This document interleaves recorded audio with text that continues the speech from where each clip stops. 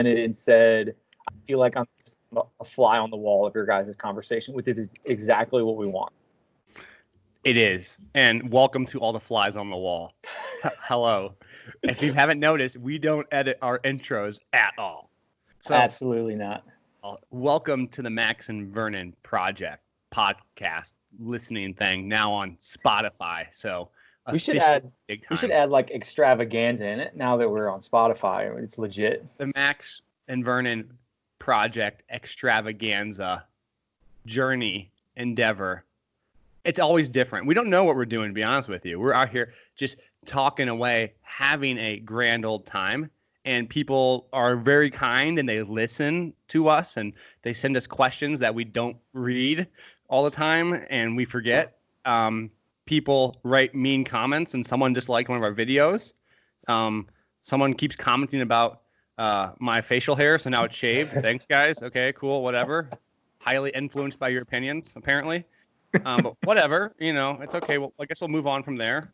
And we'll just jump into it. Vern, I have been lifting again. We mentioned this. Yep. And we mentioned that, and if you guys know, Max is, stupid isn't the word. I overdo things. We'll put that politely. I think that's like a global thing for you, Max. Like you're not an underdoer by any means. Excessive, I think, was used to describe it at one point in time by my parents. Very. When I would get into things, I would get like too into things. I remember the first time I got an ab roller. Remember the ab wheels? Oh, yeah. And I couldn't do one. I was really embarrassed in high school. Like, screw this. This is why I don't have six-pack abs. And I did ab wheel. I think it was 10 reps every hour for a day. Maybe more than that. It might have been like 10 reps every 20 minutes. And I was like, tomorrow, this is right. And I got up out of bed, and when I pooped, I remember my entire abdomen cramping. Like the entire thing being like, oh my God, you idiot. Like I am so ungodly sore. What did you do? That's why I don't do abs, man. I can't be having that sort of stress on my life. I can't do that to myself. Oh, you can't have the stress of wanting abs and not getting abs. It's too much. Where are you? I know you're there. It's like looking for someone in the fog. Yes. I know you. I can hear you. I can see the lighthouse. I can see it. I can see it spinning. I can feel you contract, but where are you? Underneath all this dormant muscle waiting to be awoken. Exactly. So I've been getting back into lifting, and you forget. Well, you don't forget. You remember very quickly, put it that way, that when you haven't done something for a while, you probably shouldn't do it to the level that you were doing it the first time. Mm-hmm. And so this is a great a corollary to that of you're working with a client for the first time and you don't know what exercises they've done. And for myself, when I was squatting a whole bunch and I got back, I got super sore. And so same concept rang in my head. I was like, oh yeah, I work with clients. I would never have them do a 5x20 on the first day of their training. Why am I doing that, you dumbass? But it's a great concept to relate back to because we forget, because we typically train all the time as coaches, and we like lifting, and so we don't remember what it's like to not have done an exercise. And so when it comes to introducing an exercise, I think there are some very important things that we forget that we need to remember in regards to they aren't used to doing essentially anything at all if it's a new person. Yeah, I think one of the biggest things is we assume like so-and-so has been playing football for 3 years, or, they've been doing whatever workout for so many years. We assume they know how to do things correctly. And one of my biggest things when it comes to coaches and teaching and talking to them and mentoring them, or even with my own athletes, is I don't assume anything. If I have to, I would rather front end load any workouts. I think it makes it easier to progress, and also it helps you build your cues so that when you get to more complicated things and whatnot, I can step back and reference things. So when it comes to, I guess, inserting an exercise A, B, or C, one of my favorite things to start with is just a basic plank. because when it talks about the trunk, when I talk about active flexion prevents passive extension, those sort of thoughts resonate with an athlete and I can build on them. So now when I go to a goblet split squat or a hinge pattern or whatnot, I'm referencing that plank position because I've built onto it. So to me, it almost gives you a good bandwidth to build from when you front end. And it might take a little bit longer, maybe a couple sessions to build that repertoire, to build those cues, to instill that. But also it makes it a hell of a lot easier on the back end. Well, that's awesome. It's a really powerful analogy of a language because each coach kind of has their own language, and how someone moves and how they lift is a representation of their previous coach's language. And we need to remember that we are coaches. Most coaches, for the most part, haven't worked with a personal trainer for themselves. I'd be willing to bet. Like, I haven't had a personal trainer. My guess is most people who've worked one-on-one with athletes probably, at least for the most part, didn't work that much one-on-one with another coach. And so we forget that when we learn something, we learn on the linguistics of the person uses. So if they're saying hinge or push their butt back, and while one coach might say push your butt back and someone call it a hinge, the athlete or the individual you're working with might not make that connection. And so what you're alluding to is, let's set this foundational language up from which I, being you, can build the base of that individual. That's really important, and that's not talked about ever. No. And I think two things with that, Max, that really stick out to me is, for one, the past experiences. For whatever reason, when it comes with coaching, we always think that we have it the best. We know the most. It's never, man, maybe that coach did a good job beforehand. Like, it's always, well, now you're with me. Now you're going to get the whole repertoire. Now I hope you're ready for level 2. Whereas I always like to ask, like, hey, what did you have success with your last coach? What that last program, how did you respond to it? What exercises did you like doing? Because that's something that you can add value, you can build upon. It's like you said, you're starting over. I'm starting from square one, but at the same time, like, I can use that. So like, that time was never wasted. And then the second thing is, you said one of my favorite words, it's foundational. We get wrapped around the concept of basic exercises and foundational exercises. To me, when you have a new client, especially a very young training age, or maybe even a younger athlete, it's confusing basic versus foundational. A squat is a foundational teaching exercise, but it is anything but basic. I mean, you got balance, you got growing issues, you got multiple levers, you got multiple joints, you got a ton of stuff going on. So it's finding what you think your big pillars are from a foundational standpoint, and then progressing off of that. I like that, because that opens up the door to distinguish the types of exercise and movements that you are introducing, right? We think in our head, especially in schooling, the basic and foundational, or at least the simple and foundational, are synonymous. So everyone should know how to barbell squat. I was just talking with someone the other day. We're so taught our progression, basically, for most people, it's like body weight squat, goblet squat, front squat, back squat. Yay, you're done. Yep. And I've been you get a medal. Now you finished fitness. You have done it. You are complete. You no longer need me. My Yoda-ness is done.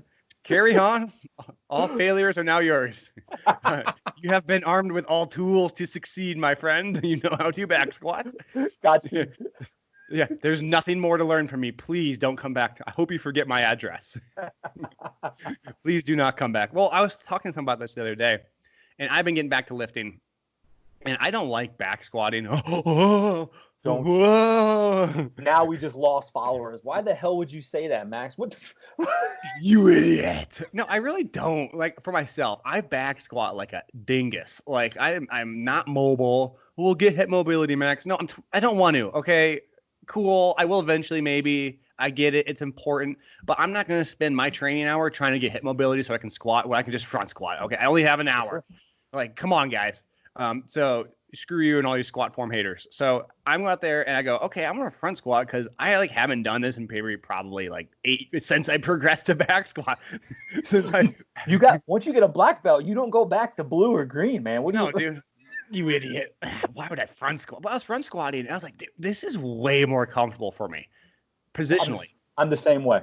And it makes, I get a lot of hip flexor tightness, low back tightness, glute med tightness when I'm back squatting, because a lot of it is the position in which I'm co-contracting. It's a little more hip flexion and spinal flexion than I care for. I get in a front squat, and I was squatting the other day. I've been squatting heavy every single day just to see like how my body feels. I do like 1 to 2 reps of 90% plus, and I'm like, yeah, I don't hurt. This is cool. Norm, I'm so used to back squatting, like, this sucks. And I think that's important because we're stuck in our head of progressions means getting to an endpoint.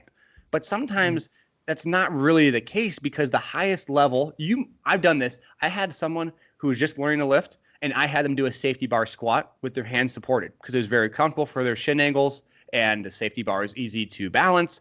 They weren't concerned in getting mobility issues with their shoulder. I also have seen, and I have done myself, have a high-level athlete do a safety bar squat, heavy isometric hold for 40 seconds. That's like a progression and a regression in the same way. So we can't think about progression and regression in terms of this linear pattern, but it's really, why are you using it? And the use is the progressive part. I'm using this as a progressive method, i.e. Really heavy isometrics. Well, that's a high-level progression. I can do a high-level progression by, carrying a really heavy backpack, I guess, because it's the same concept. Yeah, and it's like you said, we've looked at it so long in that linear capacity of like next step, like a checkbox almost, that not every athlete gets to that last check, or there is no path correct. I guess one of my favorite ways to load a bilateral squat pattern is a very heavy goblet squat. Like, I get so much out of that. I feel from a spinal stability standpoint, from a hip mobility, from loading a deep range of motion, from anterior core. I get so much benefits out of that. I love it. And then because that load isn't necessarily there because you're going to get to a point where you can't hold a dumbbell, obviously. I really like trap bar squats. Like, we'll use a trap bar and squat, like getting to a deep squat, and it's almost, obviously you don't have the spinal compression if that's something that you're going for from using a back squat or loading the spine, but I really like that bilateral squat out of a trap bar. Absolutely. And that's where we start looking at movements, not exercises, Yes. purposes, not exercises. I think a lot of times we do an exercise for a purpose as opposed to having a purpose and selecting the best means to go with it. Ooh, And say that again. Say talk to me. For those of you at home, people often pick an exercise for a purpose, but really we should be finding a purpose and selecting an exercise. Ooh. What is it? That was impressive. What's the Office reference? Wayne Gretzky, Michael Scott, like the quote. It's like someone else said this, Max Schmarzo, like quoting someone. I'm sure someone said that before. Did you just quote yourself on your own podcast? Yes, I'll do it. Yes, absolutely. I should do it in third person. Max Schmarzo once said. Yes. Actually, it's the best is to quote yourself in second person. Like, no one does that, but it's quoting yourself as if you're a different entity. So it's like, we're really proud of Max Schmarzo for coming up with such a great quote. It's like this other, you're speaking as this other being. As we regress, we'll get back on topic here, but I think that's the funniest stuff. Like, to do it dead serious too. Yeah, I respect it. All right, let's get my fault. No, you're good. You're good. I was the one who brought the stupid Office reference. And so when we think about exercises, I think we're taught exercises and growing schooling, whatever. For some reason, there's some weird obsession with it. And honestly, don't get me wrong, but I hate talking about exercises quite a bit. I like talking about them. No, yeah, it's cool, but like I've probably seen it before, or I get it. Like, I'm more interested in the purpose. So like I'm doing this exercise because this person had knee pain and it helps maintain a shin angle. I think Joe DeFranco posted some video of like he has like these bands pulled around the knees and doing a squat. And I was like, oh, I like that because you're explaining the purpose of that exercise. And then I can get in my head, what other ways can I solve his problem he's trying to accomplish a solution to? So he, in that post, addressed a problem and we needed a solution. And that helps me think creatively, but also think in a way that maybe is more productive than thinking in terms of what exercise. It's more like, what problem did he encounter that led him to do that? because that opens a wide variety of doors. When you look at like a knee problem, well, you have the actual mechanical loading of the knee, but that makes you think, well, man, I wonder how knees get hurt. Like, and like I start thinking about, I was talking to someone the other day, and it was like 75% of Achilles tears, they find the tendon's already degenerated before it tears. And so the question becomes, well, are we tearing a tendon or are we just not healing a tendon? And it goes back to the knee, for example. And so when we think about exercises, if we think about the problem, we get to address all these other biomechanical, neurophysiological, immunonutritional aspects that nerds like myself go, oh, that's kind of cool. Like, let's dive into that. And that's how tell me more, please. So I love that. And I think with the whole COVID thing that's been going on, I think it's been honestly a glaring problem is we've associated specific exercises with specific movements. And when that implement isn't there, the athletes are almost like, well, now what do I do? Like that we associate a bilateral squat, like, hey, it's leg day, it's squat day. Well, I can only do that with a bar on my back, because now you're only thinking exercise, you're not thinking movement. And if you can teach someone that it's a movement with many ways to load, an implement is an implement. Like, you could put someone on your back, throw them over your shoulder, hold your dog, grab your heavy milk cartons, a barbell in the front, a barbell in the back, a barbell on the side, a suitcase. It's anything, because the movement is the movement. The implement of which you load it is endless. So we have to start thinking, like you said, based off of the context of the situation, but it's a movement, and then we can load it multiple ways. It's not a back squat. I mean, that is an exercise, but there are many ways to load a squat pattern. And I think when you empower young athletes to think that way, then it's like, well, I'm going to be in a hotel this weekend, or I'm staying with my family, I'm going down to the lake, and be like, hey, I want you to get some squats in. They're like, well, coach, I don't have a bar. You don't need a bar. It's a squat. How can you load it? What can you pick up? What can you do? That's what I think it just changes the game. There's also interesting thing I've learned when I had to train at home. Basically, I have no equipment for these last couple of months. And you start to question how, I think it's really important, again, we reflect on how we think. And we think like, oh, I can't get strong unless I have a barbell. I can't do this. And the irony of it was, I was like, I hadn't touched a barbell for 3 months. Yes, I have a 100-pound kettlebell that I would squat around, which in relative terms is not that much when you can, front squat 350, 360, whatever. So it's like 100 pounds. Oh, you think like in your head. Well, that was more of a reference to my weakness. Humble brag. I thought that was a more weakness reference, to be honest with you. I see people squat like 500, and it's like, oh, well, the point is, it's. Any of you guys listen, I actually squat, basically like 700 front. Don't worry about it. I just didn't want to show anyone. Point is that I think that it's a low percentage of my weight, and so I'm like, I can't get any stronger. And then I come back in the weight room and being stupid, I'm like, oh, weights are getting sick. And so I go and load 650 up on a trap bar and pull it, and felt fine. And I go, well, that's been 3 months. I ain't done nothing heavy. Like, why am I doing this? And it felt pretty easy, relatively speaking. And it made me think, like, man, we often too closely associate exercises with loading and not physics. Yeah. Because with the kettlebell, I've been doing high velocity, rapid reversal things because I need to find a way to load it. But that's load. And so, again, as we think about exercises, it only limits us to the context of an exercise versus the problem, which I'm trying to get at. And so then we can take one exercise. You can take one exercise and use it throughout the whole year in ways that will never be repeated again. You could do a bench press iso. You could do a speed lowering, a tempo raising, half reps, partial reps. You could do oscillatory reps. You could do isometrics and depends. And so we're so often progressing movements over and over again. Like, let's move differently. And I get it for people who don't want to be bored in training. But if the lower extremity muscles are the goal, and you think this exercise builds your lower legs the best, based on your own coaching philosophy, why would you maybe dabble in 9 other different ones? Like, as I've been doing with the front squat thing, I just front squat and my quads are tired. And why would I do other quad exercises? Like, I think I got enough.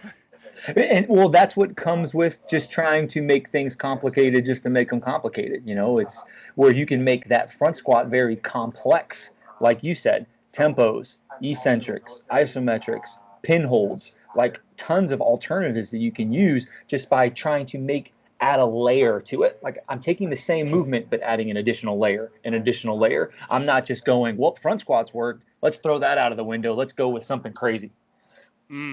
Exactly. And it's interesting too, because we go back to like, the movement progression itself and what that means. And people ask, hey, what's your progression pattern? How do you introduce movements? And it's really dependent on the person you're working with. I even hate to give an answer because you have maybe all athletes are versed in something. Basically, they've done something, or even that person you're training, maybe they've had lifting experience in the background. I think it's important that you select your movements and progressions that you use based on your own educated justification of it and the intel you can pull from it. For example, I like to just see someone squat and then I'll raise the heels and see them squat body weight, or like goblet. And for me, that's just a really cheap way to look at ankle mobility problems. Yep. And then I'll look at a single leg isometric lunge hold. Can they hold it?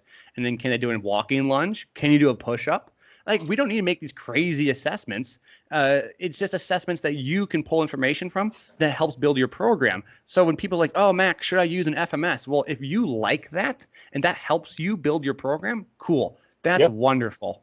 If you use it because you think it's cool and you don't know why you use it, that's stupid. There's a bit like the example is like, just because you're using a fork to eat a soup doesn't mean the fork is wrong. Right, you're stupid for using a fork to eat your soup. That's your fault. You just don't blame the my fork. Mind. That's how I feel about a lot of stuff with like the sports science side. Oh, we got to do all these crazy assessments. Why are you doing it? To collect information. For what? Are you using information? No. Well, it's not the information's fault, right? And I get on the soapbox here, but there's a very great quote that the new technology is not disruptive. It's how you use technology that makes it disruptive. A printing press by nature didn't change the world. The people who use the printing press changed the world. And so the printing press by itself is only as useful and as powerful as the individuals who saw the utility in it. So if you don't see the utility in it, okay, that's not the machine's fault. That's your own issue, and maybe you can get more utility out of something else. And so let's find a way to be quote unquote disruptive to give yourself an edge from an assessment standpoint by using stuff that you actually want to then use, because then I might like some other performance metrics that I deem appropriate because I think I can interpret it in a way that helps me. But if you just like to see how high someone jumps, that's okay, as long as you're getting the most out of it and having actionable insights derived from it. I think you bring up an interesting point when you talk about assessments and you talk about these foundational movements that we've been harping on for the past however long. That is an assessment. And as an athlete improves, especially at a young training age, that familiarity of movements provides you the bandwidth to be able to use it as an assessment, because now you're like, man, your ankle mobility is getting better, your hip mobility is getting better. But that means that every day, every exercise is an assessment, tracking progressions, tracking regressions. When I do this, what happens? When I don't do that, this what happens. And that's what I kind of like from an assessment standpoint, is everything's always assessing. That doesn't mean I'm majoring in the minors. I'm like too obsessed that I'm becoming, paralysis by analysis. But at the same time, watching those small nuances, because that is a constant assessment, watching things. Oh, now look at their front rack. What's going on? To me, everything's an assessment, and those foundational movements, staying very consistent with them allows that. Gotcha. That's a great way to put it. And on top of that, I think there is something to be said that when we look at this stuff in regards to our quote unquote assessments and training, we need to understand that you can have a bad squat form and be a great athlete. They're not parallels. And so a lot of the assessments you might perform in the weight room are simply so they can perform the weight room safer. It's not necessarily a performance assessment per se, because the modalities you'll use in the weight room are what's going to ideally increase their performance. It's not the fact that they can lift their knee a certain height or touch their toes or, squat or get in a position, but you want them to get in the best front rack position, not because it's going to help their, pitching per se, but because it might get them in a safer position when they do load heavier, that it might not irritate their shoulder. And so there's reasons why we have to do certain things. And so there might be, just like prerequisites in the sport, you might have prerequisites in the weight room just for the sake that you can then load things in a safe way. For example, people go, Max, there's no reason for my sport to do back extensions. That's fine. I understand that. But if you're going to deadlift or you're going to back squat to improve your performance, let's build the capacity to handle the back squat and the front squat or the deadlift in a safe fashion. So maybe building some of those muscles are justified by what you're doing in the weight room to build performance itself. Ooh, that's a tremendous point, because then that's when you start looking at movements as that foundational and basic component. If foundational requires on a strong foundation to do that movement, so when you start thinking about building structure of like planks, trunk awareness, back extensions, now those foundational movements, I'm building towards them. It's not I'm starting with them. Because if you start with a very complicated movement like a back squat, where do you step back to? Whereas when you start looking at it from that foundational standpoint, now I can build towards it. Yes. I think summing this all up for the listeners, it's actually, we went on, but it's not hyper complex. It's basically understanding why you're doing things. Yes. And understanding the why of it is sometimes understanding the how it works. And so we can't just stop at and say, I'm doing this because of this. That might be your why, but your how should justify the why. And what I mean by that is you should understand, I know, and if someone has bone-on-bone knee issues, that translating the tibia too far might bother them, and they can't fix the issue because they have, degenerative knee problems. So the how portion of mechanical loading justifies the why you load them in a vertical shin angle with maybe a goblet squat, probably not a goblet squat, but maybe like a belt squat or a hand-assisted squat or something like that. And so that's kind of the one underlying theme of this. The other underlying theme happens to be that we can have our own assessments if we understand the how and why. Then if we understand the how, we can make our own movements to justify those things that help us in our program. And as well, talking about how someone who you get new for the first time might have had someone else, and understanding the language they've learned. And then wrapping it all together, use your own creative brain to synthesize what we've kind of discussed about here to then apply it in your setting. It's not, again, the application best, don't listen to us, prove us wrong kind of situation, right? We always want you to take the nuggets, but then apply it synthetically so you can have meaning behind what you're doing.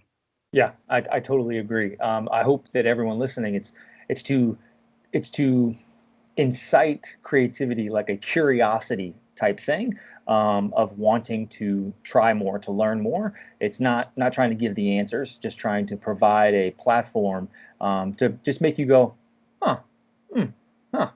That's what I like. Absolutely. So we appreciate you guys listening today.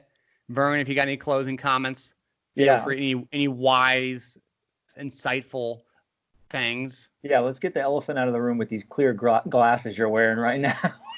Hey, these are sweet. I wear clear glasses because there are blue blockers and they don't suppress my melatonin so I can sleep a little better. Come on, dude. I can't stare at a screen all day. My pineal gland might get messed up, bro. You look great. You look great. Well, I'll leave you on a quote. I'd rather keep my mouth closed and let people think I'm a fool than open my mouth and remove all doubt. Oh my God, we can't end now. My history teacher in high school used to say that to me every week and made me sit next to his desk. Oh, Mr. Dyer, he'd be like, well, Vernon, just so you know, it's better for someone to think you're a fool than open your mouth and remove all doubt. I don't even live by that quote. I remove doubt all the time. But I do like that quote, not to get too off topic. I do think it means, it has some good meaning to how we act in our environments. And I know I just wrapped it up, so we'll end it here because people probably already tuned out by now. Probably. We already summarized it, so we're not gonna bother keep talking. We're just gonna be, filling back in time, whatever. Yeah. Official ending. See ya. Peace. I think, Ray, and we're ending it now. Now.